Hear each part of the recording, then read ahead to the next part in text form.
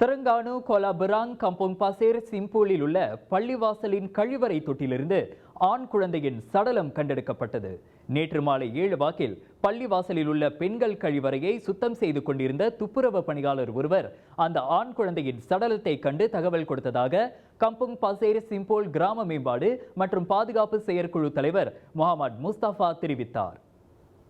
கழிவறையை சுத்தம் செய்த பிறகு கழிவறை தொட்டியில் நீரை ஃபிளஷ் செய்த போது அதிலிருந்து ரத்தம் போன்ற திரவம் மிகவும் துர்நாற்றத்துடன் வெளியேறியது. அதனால் கழிவறை தொட்டியில் அடைப்பு ஏற்பட்டிருக்கலாம் என எண்ணிய அந்த துப்புரவு பணியாளர் குச்சியால் அதனை தோண்டி எடுக்க முற்பட்ட போது குழந்தையின் சிதைந்த கையை கண்டு அதிர்ச்சிக்குள்ளானதாக கூறப்படுகிறது.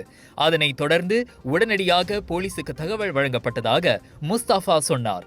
இவ்வேளையில் அச்சம்பவத்தை உறுதிப்படுத்திய உலு தெலங்கானா போலீஸ் தலைவர் சூப்பரிண்டென்டென்ட் ஜைனுல் முஜாஹிதீன் அம்மாட்யுடீன் அக்குழந்தை இறந்து 24 மணி நேரத்திற்கு மேலாகி இருக்கலாம் என்றார். அச்சம்பவம் தொடர்பில் விசாரணை தொடரும் வேளை சந்தேக நபரை அடையாளம் காணும் நடவடிக்கைகளையும் போலீஸ் முடுக்கிவிட்டுள்ளது.